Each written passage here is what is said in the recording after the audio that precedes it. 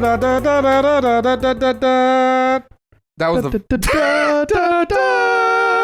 was the vibe I was getting from our energy in here Isn't tonight. That Looney Tunes? Sure. What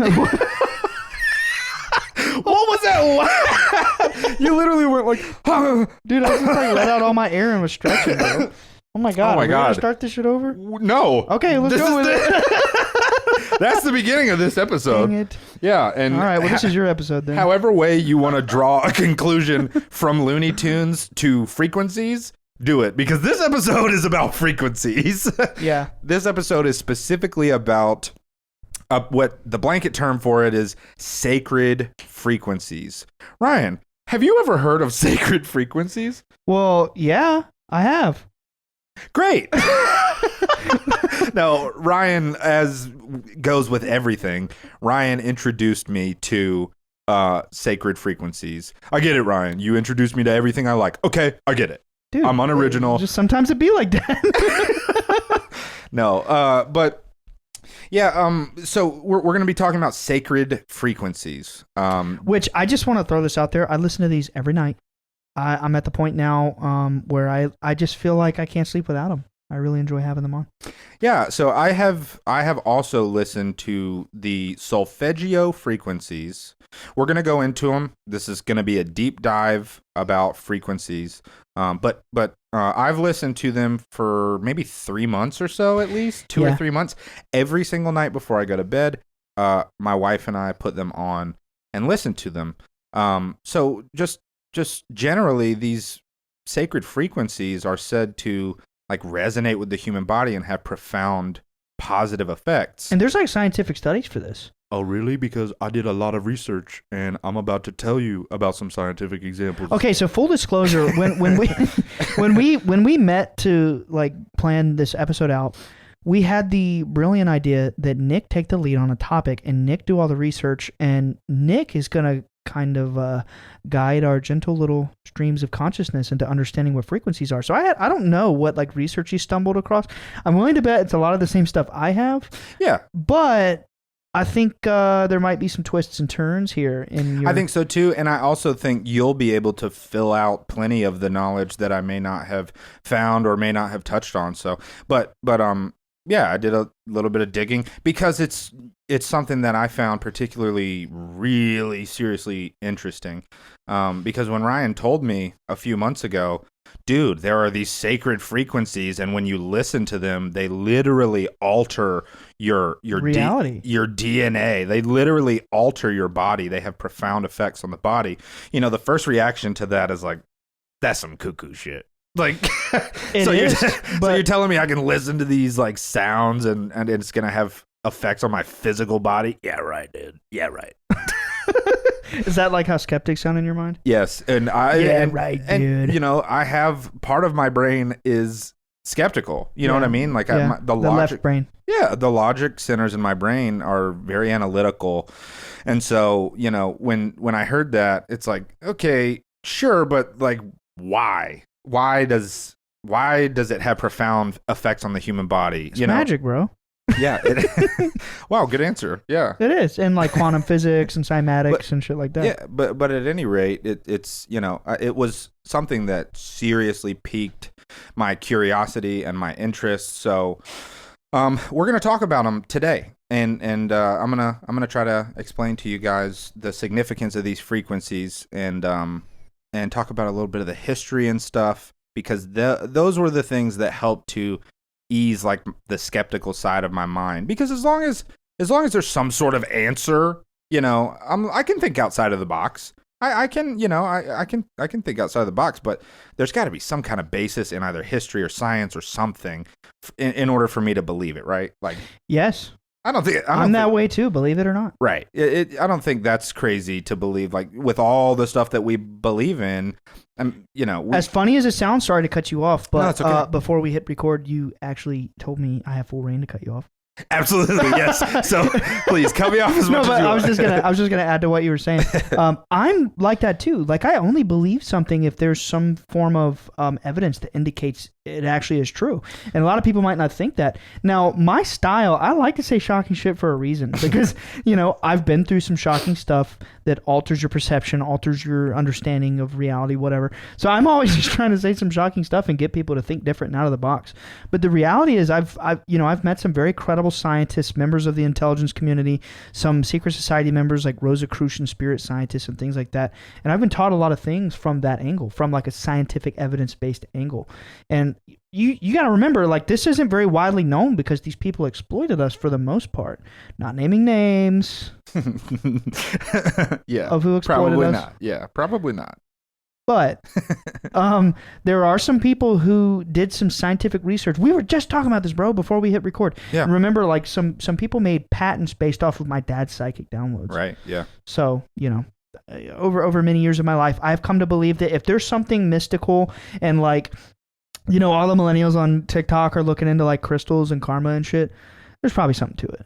Yeah, yeah. I mean, obviously you do your own research, you compare it against scientific research and whatever, and you form your opinion, but before yeah. we fully dive into frequencies, may I just remind you that Sure. that was my crystal reference. All right, you did it. You can check that box for the episode, Ryan. All right, carry on. Okay, so what I wanted to finish saying before you rudely cut me off, I never get With your permission. So I've been listening to these things for months because Ryan and I had a deep conversation about them, and I told a lot of people about them because it's had really profound effects on me, which I'll go into a little bit later. But I thought it would be interesting when we decided to do this episode, and I decided I was going to head up kind of the research for it. I thought it would be really cool if the entire week prior to recording this episode, I stopped listening to frequencies. He took this seriously too. I literally would be playing them like today during the day while we were like, we made waffles this morning. He came from Fayetteville, and usually our recording process is he and his wife stay the whole weekend with me. And when I turned him on today to have the background noise, he was like, "Turn him off!" So I want to assure you guys, he took this very seriously for a week. Yeah, and Ryan, takes them very seriously. Like listen to them. Yeah, if he's not playing anything off of his phone, he's playing frequencies out loud, no matter what we're doing. Yeah, so. I usually am playing frequencies out of my phone. Every night when I sleep, they play out of my phone at a volume so that I can hear them. But anyway. Yeah. As a baseline, just to establish the entire concept behind these frequencies, we'll get a little bit scientific for a second and just explain what a frequency is. A frequency is it's essentially just a sound. It's essentially a tone, right? Like as I'm talking right now, you can hear my voice going up and down, and it's changing frequency. Every tiny little fractional change of that tone is a different frequency. Now, I just have a question about that. Sure. The way I understood frequency is like, a sound wave going through a certain wave cycle. Is that correct? It essentially like rotates, for lack of a better word. It's like, so a sound appears as a wave. A wave, right. And each time that wave goes up and down, that is one cycle, you could say. Right. Exactly. Okay, cool. So the way that you measure these frequencies is via those cycles.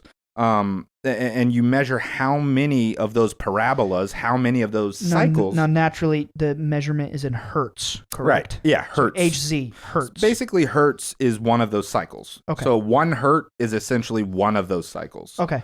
Right. So, and it's within a second. So, however many cycles happens in a second, that creates the hertz. Exactly. That creates the hertz, which creates the specific note or tone that you're hearing.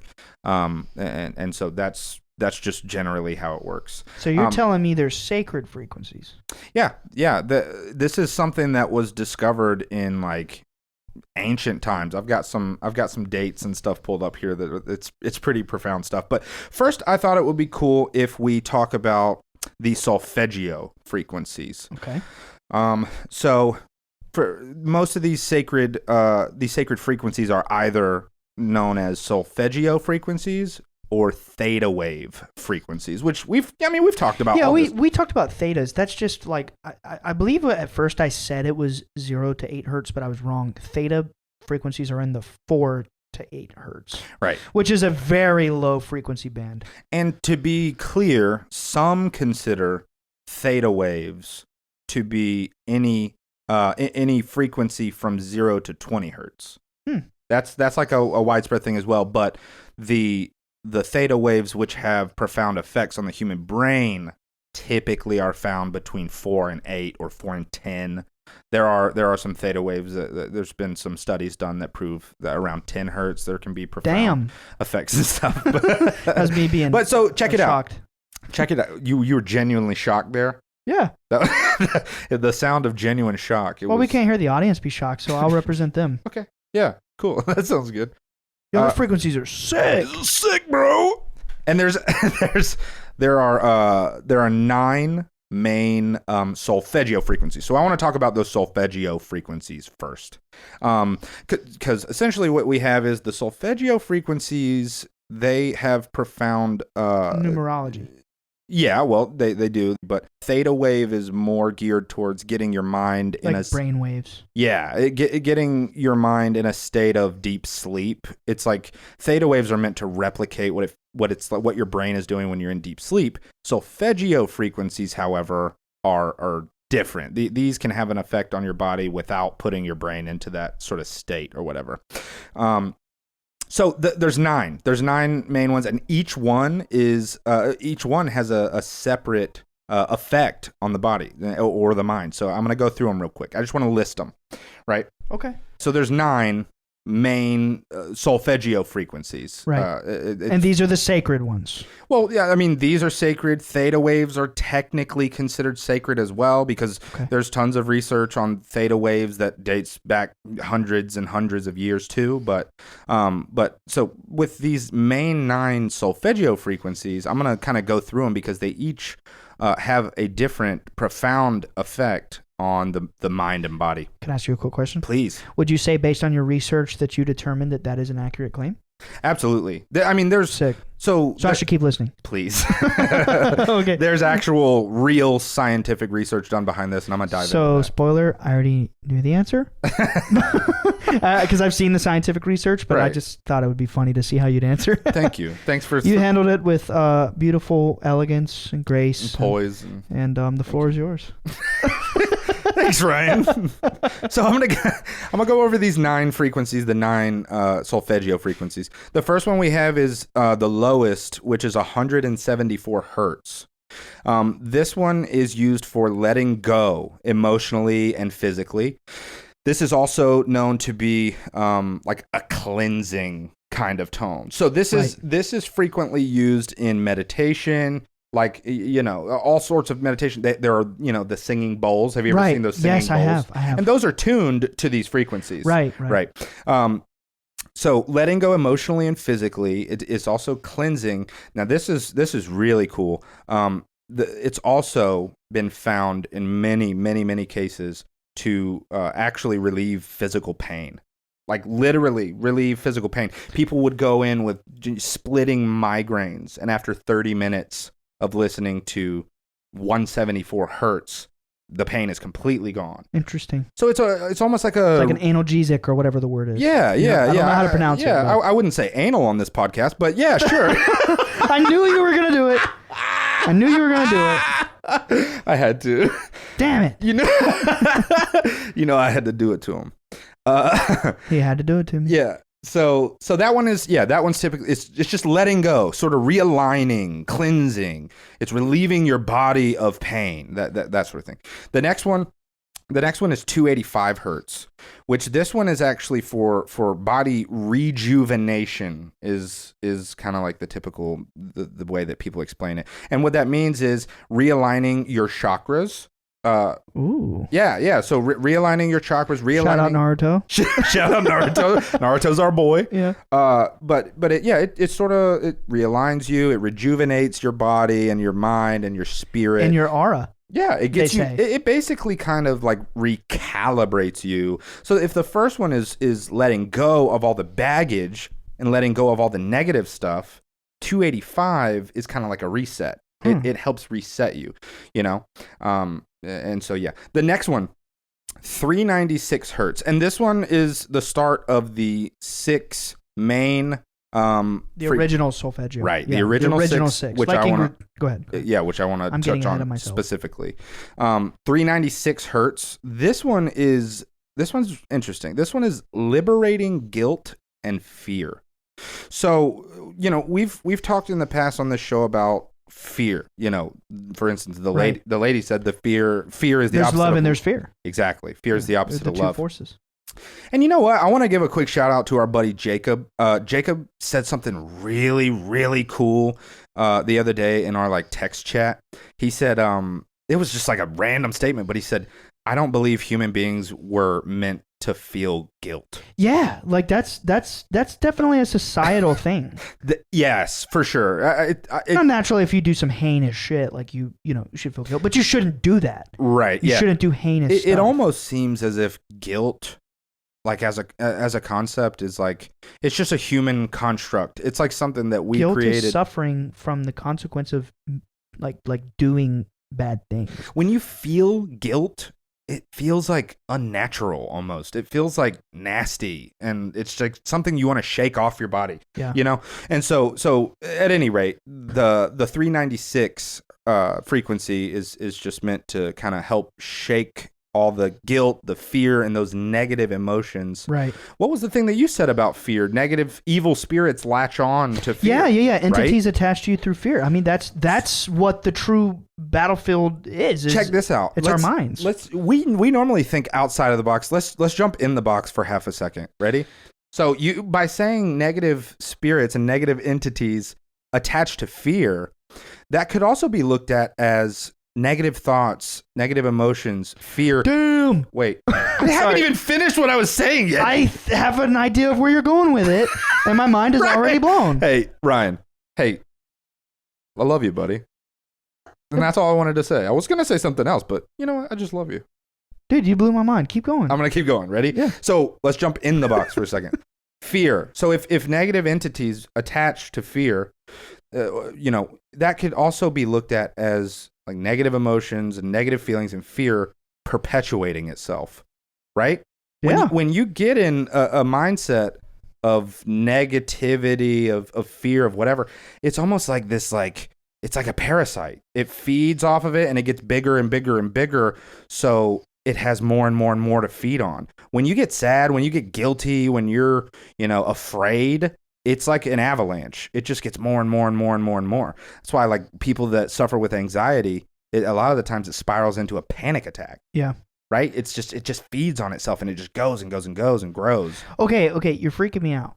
Why? Because you're talking about how fear gets bigger and bigger and bigger. So make me feel better. Will that frequency help me deal with fear? Absolutely. 396 is meant to liberate guilt and fear. So this is wild. And I'm going to get into this deeper a little later, but the way, just a little a spoiler real quick, the way that they measure that this shit actually works is observing DNA with UV light. They shine UV light through DNA, and they can see the profound differences. So they are able to shine UV light through DNA and observe, under a microscope and see basically how emotions literally affect our DNA. It shows up in shapes, in patterns, in discoloration, in dark spots on the DNA or dark, splotches.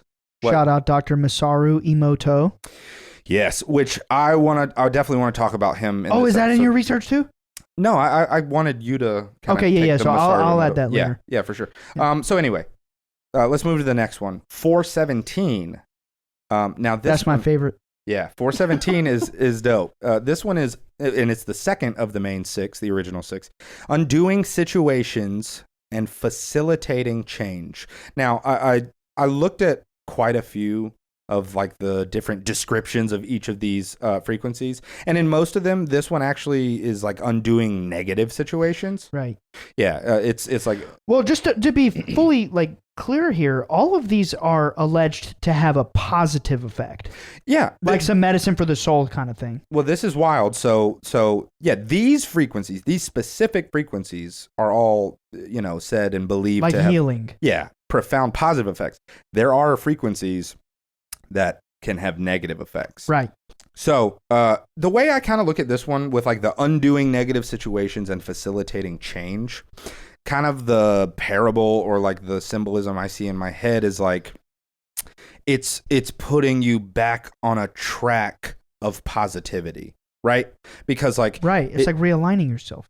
Yeah, which like, you know, the 285 is like realigning your body, 396 is shaking off all of those like negative emotions, but then 417 it's almost reprogramming your mind into thinking positively. It's undoing your negative thought patterns. Quite literally, it's undoing the paths in your brain which are showing to be following those negative emotions and are infected with those negative discolorations and those negative. You know what I mean? So it is. That's some deep shit. It is. It's like cleansing out the paths in your brain, and it's almost like setting you on a track of positivity going forward. So right. Next one, 528 hertz. This one is transformation and miracles, DNA repair. This is one of the ones that they found like the most obvious change under the DNA. This is the one where they saw in a few cases like really truly life-changing differences. The things like diseases being cured. Yeah, cancers and rats and shit like that. Like they had clinical trials. And also, bro, I don't know. I would love the community to get involved trying to find this out. But I saw some videos somewhere where there was this couple who. Do you remember the BP oil spill back when we were in high school? Yeah. Like what year was that? Dude, I don't know, like 2009 or something. Yeah, something like that. You just look it up and kind of like mouth the year. Yeah, for sure. But anyway, so that BP oil spill, there are claims, and there's like videos of them doing this. There's claims that there was a couple that blasted 528 hertz into the ocean, and that's what cleared the oil. Wow. Did you come across that? No, I did not. Dude, it's some cool stuff. There's videos of them blasting that frequency into the ocean. Yeah. I don't know if that 2010. Okay, so it was 2010. 2010. Yeah, so we were in high school for sure. Yeah, these are used widely by, renowned scientists rather. This is not like, this might sound like really new age yoga type shit, whatever, but no, this is ancient. I'm just going to come out and say it. I think a lot of that stuff that stigmatizes new age is the truth that's been hidden for many eons back from the times of Atlantis, and is stigmatized for a reason. And as we get closer to the age of Aquarius, that stuff's about to start dripping out. And I'm gonna be honest with you, bro, we're dripping a lot of it out with this being the light. Oh, we're dripping. Dude. We got lots of drip. Drip too hard. Well, we got new age drip. Yeah, we got new age drip. We got new age drip. Is that gonna be a T-shirt or something? Dude, new age drip. That's definitely gonna be a Bledsoe Said So shirt. Yeah. Expected in the future. New age drip. Okay. So that one's all about DNA repair but yeah, this stuff is used widely by scientists. This is not like just some new age whatever. And I'm gonna get into later the history and how I believe this was intentionally hidden from us. Oh, for sure. Let's move to the next one. 639 hertz. This one is connecting and balancing relationships. Okay, we're going to take a step back for a second. Alex just looked up the article and confirmed that what Ryan was saying is about true. The oil. That they blasted 528 hertz into the water where some of the oil spills occurred, and they blasted it for 4 hours straight. To clean the water. The next morning, the water was clear, completely clear. I mean, if that's not proof, nothing is. In 24 hours. In 24 hours, the oil was gone. This is the kind of stuff like the Solfeggio Frequencies and certain new age, whatever. A lot of this like new age crap that's really being seriously studied behind the scenes. This is the stuff that people should be like spending their lives trying to figure out if it's true or not. Because this is the forbidden shit. Yeah. This is that forbidden stuff. Like, bro, I don't want to get ahead of you, but I do want to say this because it's exciting. There's a theory that John Lennon's song Imagine was recorded in 528 hertz, and that's why they often. It's just a theory. Well, yeah, I'd like to look into that myself because as we established, these hertz are a specific note. So if that song was in 520, the entire song would be one note. You know what I mean? See, I don't know. I just play drums, dude. Like, I don't know the music. That's why you had to do this episode. It would be, the whole song would be like, all I know. Imagine all the people living for today. It would just be one note. Okay, so that theory is debunked live on Bledsoe Said So. It would be, it's like a Gregorian chant or something. It's like, which, by the way, the Gregorian chants are tuned to the solfeggio frequencies. Yeah, that's kind of like one of the secrets that came up in both of our research. So 639 hertz is connecting and balancing relationships. What this means in a practical sense, like in your day-to-day life, is if you believe in things like astrology, which we do, astrology is, we've all had readings done and we talk a lot about it and whatever. But basically, certain people can connect with other people in different ways, and some easier than others. And if you believe in astrology, you see basically, like, we have that CoStar app. We use the app CoStar for a lot of our rudimentary astrology kind of stuff. It just gives you like daily readings or whatever, and it'll tell you like the people you're supposed to interact with and the people you're supposed to stay away from. And sometimes it's freaking spot on, and sometimes it's gibberish. Sure, for sure. But this 639 hertz thing is all about essentially aligning your energy in a way that is like priming you for connecting with people that will drive your chakra, your spirit, your energy in a positive direction.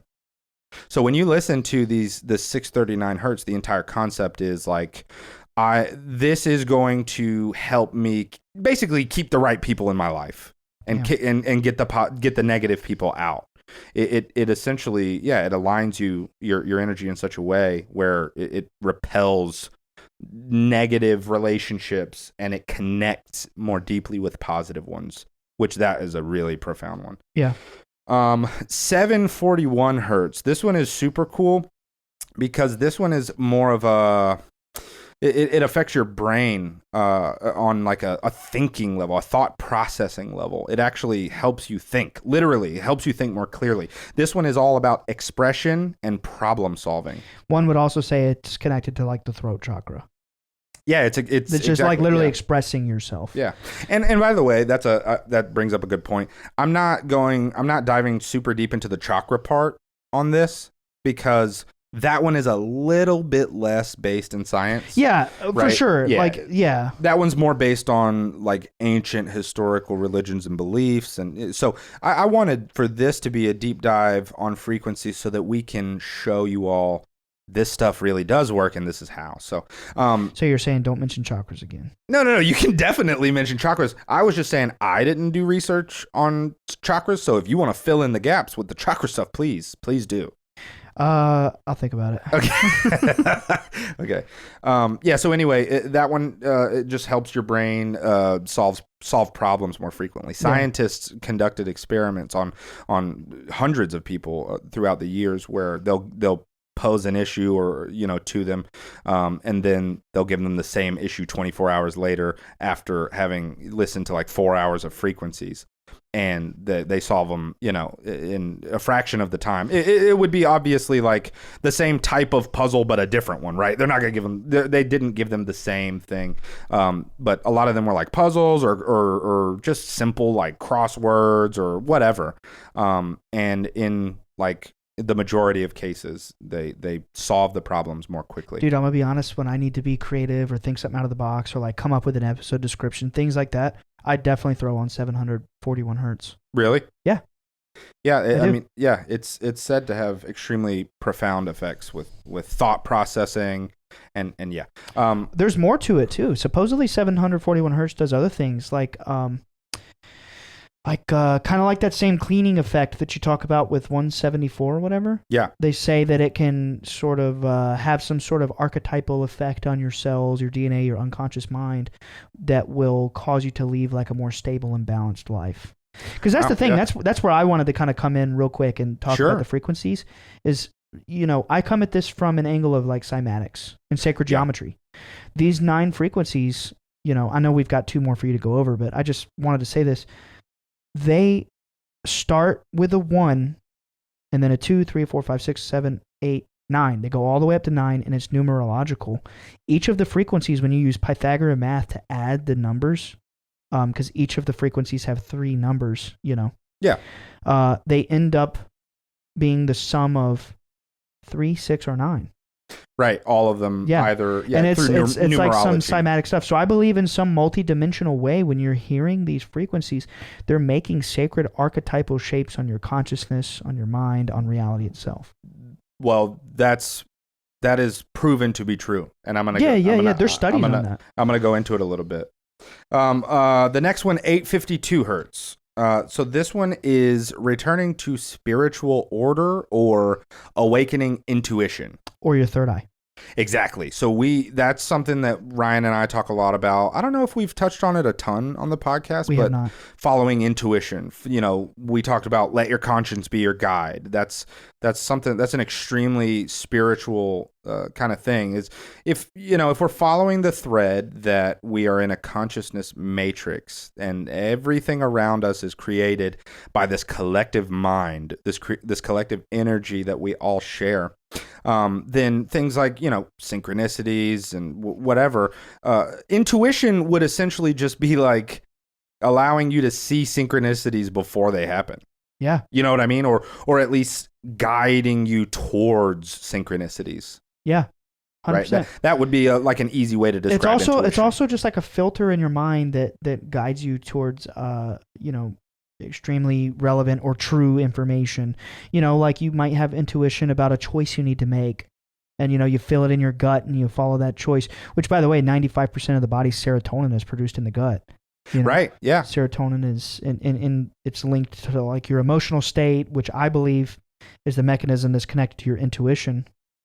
That's another conversation, but sure, yeah. But essentially, so this 852 hertz, it is meant to put you on the path to awakening your intuition. So it's essentially like clearing the path that guides you towards synchronicities or things like that, or like you said, profound knowledge and truth. And so that is the 6th of the original 6, and then the final one is 963, which is return to oneness, is like kind of what it's called. This is also seen as like the transformation frequency, the manifestation frequency, and this is the only one that I actually looked at, like the connection to the chakra. This one's connected to your crown chakra. 963 is which the crown chakra, as I understand, is like the cosmic chakra. Well, it's literally awaken oneness. Like it literally return to oneness. Is what it says. It's like oneness is the collective consciousness. It's breaking down the illusion that we're all separate. Exactly. Like once you reach that level, you realize like we're really not all separate. We're really all in some cosmic, macrocosmic way. We really are some entity experiencing all there is to experience through you and me and other people. Like that's what it is. We're all just the same soul experiencing different things. Yeah. So those are the 9 main solfeggio frequencies. So now that we've kind of described what each one does, I just want to insert a little bit of science here, right? So when you're looking at sound in general, there's this concept known as resonance. Ever heard of it? Yes. Yeah. Yeah, I mean, I'm not like an expert, but I've heard of it. Basically, what resonance is, the way that I usually describe it to people is, I'll read the definition first, and then I'll describe what it means. So, the reinforcement or prolongation of sound by reflection from a surface or by the synchronous vibration of a neighboring object. Can you explain like I'm 5? Yes. Yeah. The way that actually it's really cool. Many years ago when I started like playing music, I came across this. How old were you? 12, right? Yeah, let's say 12, 13. Yeah. That was when I started playing guitar. Right. I was playing piano younger than that, and then violin and a bunch of other stuff. But I started playing guitar at like 12, 13-ish.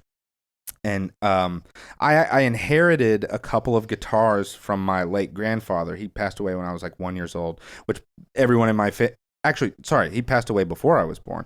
Everyone in my family says that I'm like an exact reincarnation of him, and I never knew him. But he liked Lord of the Rings. He liked Star Trek. He liked 2001: A Space Odyssey. That was his favorite movie, 2001: A Space Odyssey. He played guitar. He loved music. He was like a super positive, silly, goofy guy, dude. He was, from what I hear, he was like just the greatest. And everybody says that I remind them of him. But anyway, I discovered that when I first started playing guitar.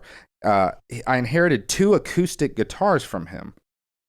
And I used to just like fiddle around with them and didn't know what I was doing or whatever. But once I actually started to learn, I would have like both guitars with me. And one of them is like your traditional steel string or nickel string guitar, which is just like a traditional, like the guitar that you have, the acoustic you have, a normal, guitar. The other one is what's known as a nylon or a classical guitar. That's like when you hear like beautiful Spanish guitar and stuff, and it just sounds really just like quick and flowy and beautiful. That is nylon strings. So they're plastic, they're softer, and they produce a softer tone. So anyway, as I was learning, I'm playing on the like steel nickel string, the normal guitar, and I would be playing, and every now and then, for whatever reason, I would play a note on this guitar, and that other guitar that was sitting next to me would hum the same note that I was playing. Yeah. Which, like, when it first happened, I was like, what in God's name is even happening right now? It was like literally like magic. Like, I didn't touch that guitar and it's making noise now. It's mind-blowing. I later found out that nylon strings resonate much more easily than metal strings. So that's what that was. So essentially, what the way to explain it to you if you were 5 is you put 2 guitars by each other. If you play one note loud enough on one, the same note on the other guitar is going to vibrate by itself. It's just going to start vibrating. That's kind of like some quantum entanglement shit, dude. It's like 2 particles being entangled at a distance. Yeah. I mean, it's really not, but that's just like where my imagination took me. For sure. Spooky action at a distance. Yeah. That's like the weird term for that. But yeah, so that's essentially what resonance is. So that means if a note, a frequency is vibrating throughout space, and it happens to interact or intersect with something else that can produce a tone like that, it will produce the same tone. So you're saying it will resonate with our body. When it comes to sacred frequencies, that's the entire concept here. It's that these specific frequencies resonate with the human body. Wow. Dude, so kind of going a little bit out of the box here, but if you know anything about me, there is no box. There is no spoon. There is no spoon. There's a Matrix quote. Shout out Neo. Shout out myself for making the quote. Yeah, and while we're at it, just go ahead and shout me out too. I'll think about it. But okay. Anyway, go ahead. Yeah. Dude, so this guy who worked for the Pentagon. Alex is cracking up. Alex, you can't laugh until you get a microphone. Okay. Anyway. So there's this guy named Timothy Taylor. I know I keep introducing him like a new person every time, but I'm just always assuming people have never heard me say it. That's safe to do, yeah. Yeah. So this guy worked for the Pentagon. He was in this secret group called the Invisible Collars. They did some occult stuff, studied some occult shit, told my dad about some occult shit. Anyway, one of the things he told my dad was that the human body is like an antenna that emits a certain frequency. Dude, that's literally that's exactly. That's like NASA stuff. That's exactly he was what from we're NASA, talking about by the here. way. I mean, this is just fundamentally true about the human body. It's absolutely true. Hey, do you hear all these like sounds coming out of my body right now? Do you hear all this? No. Oh. Well. Oh, you mean your mouth? Yes. Oh, I hear that so much that I just tune it out. I thought you meant like the frequencies and No. Oh, yeah, okay. we produce sound. Our vocal cords produce sound. And there have even, by the way, this is wild. There have been experiments done with resonance where you can get the human vocal box to produce to sympathetically produce tones. Dang. Through resonance. Dude, I heard that ohm is 432 hertz. Did you come across that in your research? Ohm. Would you say that's true? Yeah, ohm is 432 hertz. And 432, while it's not a solfeggio frequency, some would consider a sacred tone. Now, do you mind going over that real quick? 432? Just what? Me? Yeah, what you know about it? Yeah, so what I know about it is there's a lot of supposedly, I mean, I'm not a freaking mathematician, I'm not a scientist, I'm not a Scientologist either. Oh, but good thing you clarified that. I'm not a Freemason. Dude, I've seen a couple comments out there like, these guys are Freemasons or Illuminati. Yeah, or whatever. Dude, we're kids, basically. Like, we're 27, 28, but like, we're just dorky kids. We just play video games. I don't got time for that. Yeah, play video games, see interdimensional beings of light, parlay with the CIA. Dude, we both have full-time jobs. Like, we don't got time for that. Yeah, we don't got time for that. We're also, bro. If we sit here and we keep trying really hard to explain that we're not in it, we're only gonna incriminate ourselves for being in the Illuminati. People are gonna the tides are gonna turn. They're not gonna believe us. It's just I just found it silly, but anyway, let them believe it. Yeah, that's fine. What was I saying, dude? Oh, 432. 432. So yeah, so supposedly there's a lot of math behind 432 hertz that aligns with like the pyramids and other sacred sites around the world. It's supposedly the same concept as the solfeggio frequencies. It's just not on that same like numerological scale. It does end. So let's see, 4 and 3 is 7 plus 2 is 9. So it ends in 9 with the Pythagorean math. I know Rudolf Steiner, who was like a early American. I don't know what decade he was, like turn of the century maybe. Again, his name is Rudolf Steiner. You definitely want to look him up. He said he had a claim that if everybody in the world listened to 432 hertz, we would enter like a spiritual awakening because of the effect that it has on our mind and body, spiritual, resonance, whatever. Wow. That's wild. Yeah, I wonder why. I mean, so actually, I know why 432 is not one of the original solfeggio frequencies. So there's some debate about when exactly they were discovered and when they were implemented. And, there are suggestions that were thousands of years, BC, BCE, whatever you want to call it. There are, examples of it existing. It's not completely concise, completely proven historically, but there is a lot of supporting evidence that says that. But the solfeggio frequencies that we know today, I kind of want to talk about how they came about, how we discovered them, or whatever. So we'll go into the history a little bit. But notes in general, when you're so when you have an instrument, you have to tune that instrument to be able to produce specific notes, right? It's not like you can just pick up any instrument and just slap some strings on it or whatever, and it's just going to play music inherently. Right. It's not. It's not going to do that. There's a system. There's math involved. It's literally exactly math. What the original musicians, like the original instruments, the very oldest instruments that were found to be tuned to either one system or another. So it's, it's always been known that these are mathematically found tones or tunings or whatever. So so I want to go over the history. So in the 4th century, which would be like 500, the year 500 whatever. AD, yes, AD. There was a Roman philosopher, mathematician, and music theorist, which, by the way, when you look throughout history, most mathematicians, like the really profound ones like Pythagoras, and they're also music theorists.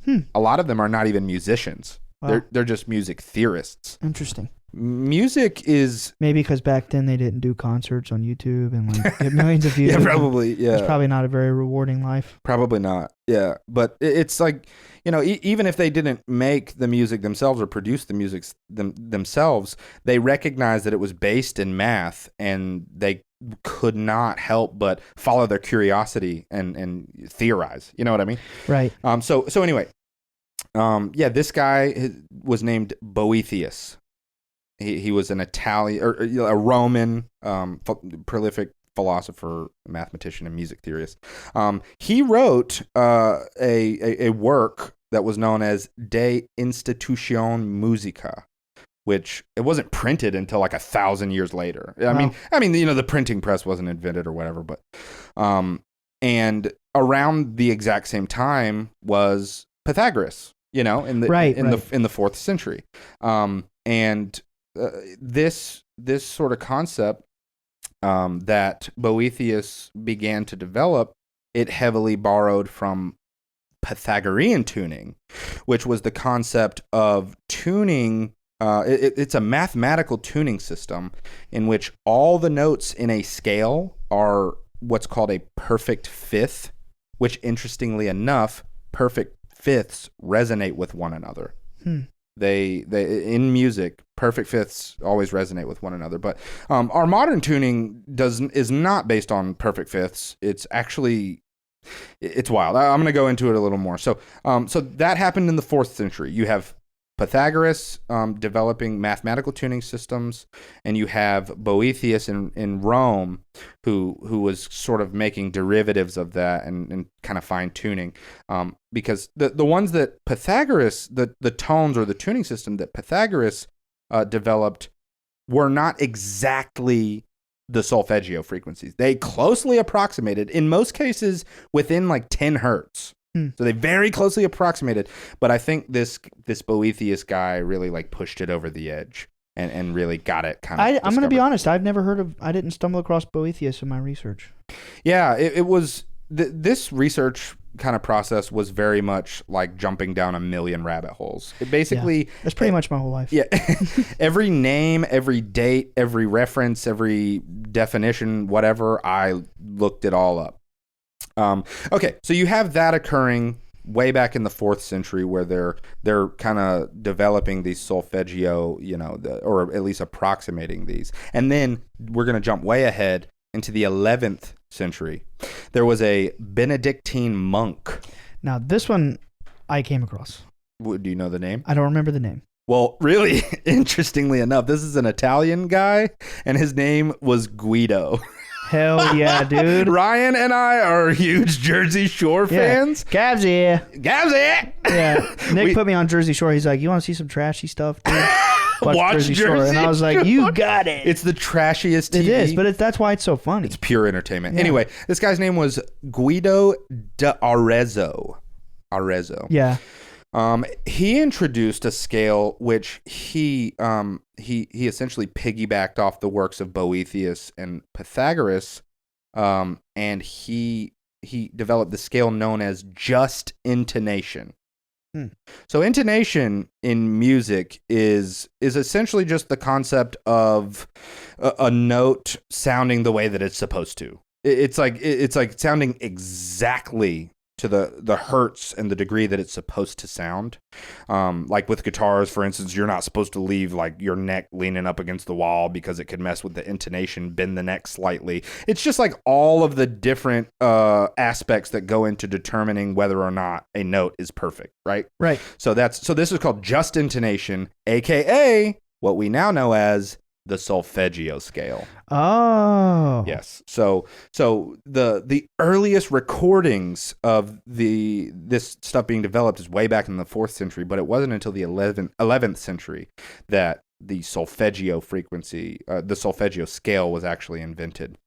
That's cool. And that was those main 6. And back then it was just those main 6, and they used them in ancient Sanskrit chants, Gregorian chants. Yeah, like for healing, right? Yeah, exactly, for healing. That's when they began to tune bowls. Right, that they would like rub the little things around to make the tones. Exactly, yeah. And it was found back in that time that they believed that it would bring you closer to God, essentially. Yeah. You'd be able to, do those frequencies, sing those frequencies, fill the halls of the church with those frequencies so that every member of the church would be aligned with like this spiritual energy. That makes me wonder, dude. Seriously. Just this is like off the cuff. I've never thought about this.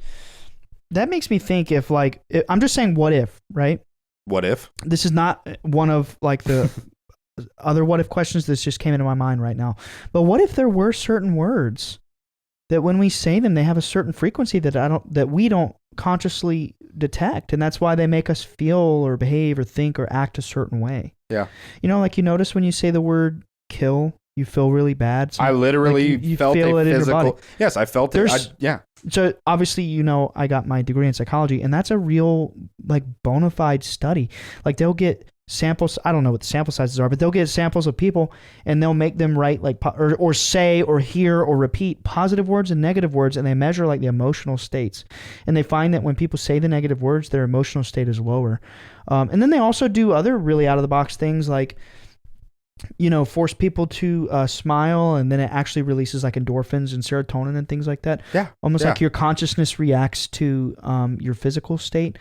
But, it just... I think it's sympathetic. I think it's sympathetic. What do you mean? Or symbiotic. Okay, think about this. If the one guitar can play a note and the other one rings, it's the inverse property. If this thing affects this other thing in this way, then the inverse must be true. So if receiving positive thoughts, words, affirmations, whatever, make you happy and make you smile, then smiling is going to exactly do it backwards. It's going to instill those same feelings, and the same thing with negative stuff. That's why, like, I ain't with this negative shit no more, man. Yeah, I don't like to hear people talk negatively. I don't like to say the word hate. No, I don't like any of it because it literally makes me feel bad. Like it makes me. I felt when you said kill, even like the word kill, I felt in my heart like a little flutter, like a. Ooh, I don't like. Dude, that. So that brings us to Dr. Masaru Emoto.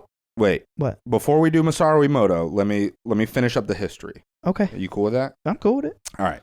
I got one last major development in the history of the solfeggio tones, and this is a really important one. You have the floor. All right. We're going to jump forward to the 14th century. This is when the solfeggio tones first began to disappear. Oh. Yeah, this is really important. So this is when standard tuning systems started to change.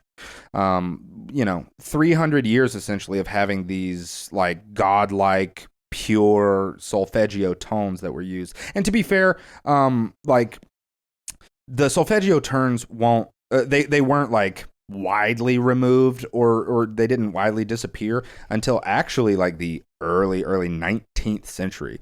There were still a lot of places where the solfeggio tones were found and used from in that 500-year gap. But anyway, that's when it started to change. So in the year 1584, there was a man, a prince, a Chinese prince of the Ming court named Zhu Ziyu. That was his name. This he is credited as the first person to create the 12-note temperate tuning system, which we use today. That's like if you get on a piano, it's just the same 12 notes repeating over and over. That's all it is. And so those 12-note system, he is credited as kind of creating it. There's actually evidence that that a 12-note temperate system was theorized long before, but it was never created or put into practice until 1584, which, like I said, we still use to this day. Now, here is where it gets a little interesting. Okay. I'm waiting. Okay. I'm just kidding. There was a very famous man around the same time known as Mateo Ricci. Ever heard of him? No. He was an Italian Jesuit priest of the Catholic Church. Right. So this is wild. He is credited with bringing the 12-note temperate tuning system from China and spreading it around the world. He indoctrinated that 12-note temperate tuning system. He is solely responsible for beginning to integrate that into the Catholic Church. And from there, it began to spread until, like I said, in the early 19th century, which most believe was around the year 1910. Some say 1908. So hold on. Are you saying that in ancient times, instruments like as a standard practice were tuned to resonate with these frequencies? And you're saying because of whoever this guy is, I can't remember his name, he's single-handedly the reason why we do not, as a standardized practice, play with those frequencies anymore? Yeah. So you're saying there was a conspiratorial thought, maybe, to remove those frequencies from the public consciousness? Yeah, and I'll take it a step further, and I'll explain why I feel that that's the case. With resonance, with resonance, in order for a note to resonate, it has to be within roughly like 10 hertz Right. of the Which same. is really small. I mean, you can't even it's very detect that small. with the ear. Some say 20, but I'd say resoundingly, most people say 10 hertz. And all of the notes in our standard tuning system, people, are tuned more than 10 hertz outside of each of these tones. Interesting. There's not a single one of the notes that we use today that approximates a solfeggio frequency. Now, hold on. Like, you've done an amazing job of explaining this stuff from a musical perspective. So I'm just playing like, not even devil's advocate, but just kind of like another perspective here. A lot of people listening might not understand all the musical terminology. Yeah. So I just want to be clear and just reiterate here that what we are telling people, because again, Nick didn't let me in on all of his research. This is kind of, I had no idea what he was going to talk about. Yeah. What we're saying here is that in some point in the ancient past, these solfeggio and other, like the 432 hertz, these sacred healing frequencies were more widespread into consciousness. Is that what you're... Within that period... So it's like a forgotten knowledge that's now researched. Here's the thing. Between like the 4th century all the way to the 11th century, the notes closely approximated the solfeggio frequencies. And in the 11th century, they were finally like honed and then began, they started being used widespread. For that entire period, in fact, I would say the majority of ancient instruments were tuned to those frequencies. Right. And definitely we know for a fact that between the 11th century and the 14th century, instruments in general were tuned to those frequencies. Now look, go ahead. And beyond that, all the way up to the 19th century, there are guitars that have been found tuned to the solfeggio frequency. Wow. There were many instruments found, and it was only in the early 19th century that the entire world finally adopted that 12-note temperament thing. So what do you think? I've read this a lot. I think what I'm inferring here, the conclusion that I am like approaching is, obviously I don't know. We don't know, but what it seems like to me is that widely these solfeggio tones were known to heal and bring spiritual awakening and enlightenment. It's like why the monks were chanting. It's literally. why if ohm is 432 hertz, then I mean, come on, we can pull out our iPhone and we can just play 432 hertz, right? Mm-hmm. Now, what I was about to say is, I see all over the internet. Well, I mean, whenever I Google this, it's not all over the internet. It's a very niche, forbidden, so to speak, topic. But I keep seeing the claim that 432 hertz resonates with the Schumann resonance. How do you feel about that? Well, the theta waves, the Schumann resonances are known to all resonate with solfeggio frequencies. Mm-hmm. So I wouldn't say that's too far off. Plus 432 is not far away from 417. It is slightly past 10, but it's like 15, and there's a lot of people that believe it's within 20 hertz that notes resonate. So yeah, I think so. I think absolutely. But what I am inferring is that I am beginning to believe that these frequencies were intentionally taken away from us. Yeah. And now music is tuned to these 12 notes, which I'm going to be honest, if you listen to these solfeggio tones in the exact hertz that they're meant to be listened to, they sound otherworldly. Okay, let me ask you this. But the 12-note temperament, they don't. They sound shallow. They just sound vapid. They sound, shallow is the word. So if I was listening to Bledsoe Setzer right now and I heard you explaining these frequencies and I was really itching to try them, how would you recommend that someone listen to them for, healing effects? Yeah, so Ryan and I have Apple Music. We use Apple Music for, all of our music stuff, but you can also find these on Spotify and YouTube. But I'm just going to the specific for free, by the way. It's all free. Yeah. The specific frequencies that Ryan and I use for the solfeggio frequencies, we use the artist name is just listed as Meditative Mind. That's like the name how they list it. And then the album is just Solfeggio Soundscapes. That has all 9 that we discussed, and it also has a compilation one at the end that'll play all 9 back to back. I think it plays like 15 minutes of each one. That's the one I fall asleep to every night. The one that I just repeat that one. And then the Theta Waves that we use, we also use them on Apple Music, but it's elsewhere. The artist is Binaural Beats. The album is Theta Brainwaves. Yeah. And so essentially here, you don't want to get lost in like the artist. What you just, if you just go back and you listen to all the Solfeggio Frequencies and you find out, like just Google search, if you Google, for example, you go to YouTube and you type 417 Hertz, there's going to be a million tracks. Just pick one. Yeah, absolutely. Yeah. And we didn't even, and that's essentially though, those are the major points that I wanted to hit on the frequencies is like how they work, why they work. And it's cymatics, by the way. So why most people haven't heard of them yet. And we were going to get into cymatics as well, which the whole concept of cymatics is like when a note resonates with physical material, it can create shapes. So it's really wild. Like if you tune, usually the way people do this is they have a speaker and then the speaker is pointing to like a small like table or square that has sand on it, and then they play a frequency or water. They'll do water. Yeah.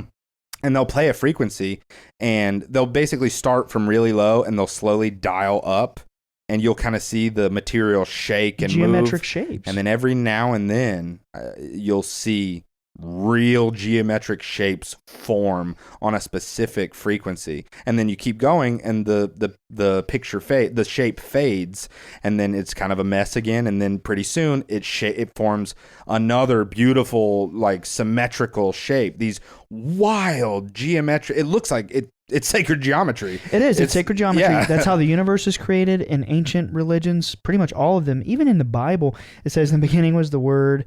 In Egyptian, they basically say, I can't remember which deity it is, but spoke the universe into existence. Brahma in India, they say it was Om, and the whole universe was created by Om. There's this concept that everything is held together by sound or frequency.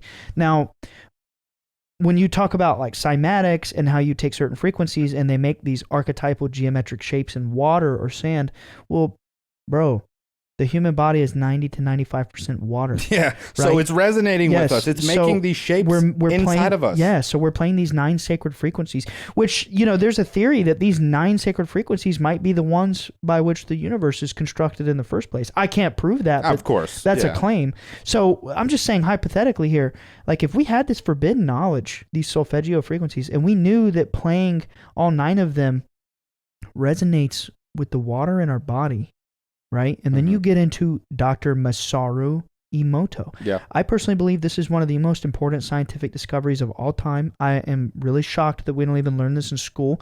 This is some next level stuff, and it was verified to be true. Oh yeah. I mean, it could be replicated, like without a doubt. This is a doctor. Fact. This is a literal a Japanese doctor. Yeah. Dr. Masaru Emoto, and what he discovered was, if you freeze water, it's a crystal, right? Because ice is technically a crystal. Right. When you speak to the water, again, this was Dr. Masaru Emoto's research, and he verified this and was able to repeat the studies and found out this was irrefutable. When you speak to the water and you say certain things like, I love you, or, you're my friend. Or beautiful. Yeah, beautiful. Yeah. Angel. It could be simple, just like angel, happiness, peace. When you say these positive words to the water and then you freeze it, it makes beautiful shapes. Most of the time, they're symmetrical. They look like you beautiful. Google images. They have photos of this. They look like snowflakes, like beautiful, symmetrical snowflakes. Now, when you say mean, nasty words to the water, death, like kill, die, hate, death, hatred, and then they freeze the water, it would make ugly, repulsive shapes. Asymmetrical. Yeah, like cracks and looks like damage. Bubbles. And he basically proved that like your consciousness and your will combined with the intention behind your words affects reality. Like it's like magic. It's like the concept that like your words are magic, so much so that you change physical reality. Yeah, it is quite literally proof that the things that come out of your mouth change reality, affect your physical surroundings. It changes reality. Basically, that's a simple way to say it, but it's true. It's shocking. Your words change reality. It's shocking. So I'm just saying, imagine if there were 9 mystical tones that could have a similar effect, but instead of being words, they're like archetypal sounds and shapes of nature. You know what? I love what you just said so much. We should end it there. Bye, guys. Bye, guys.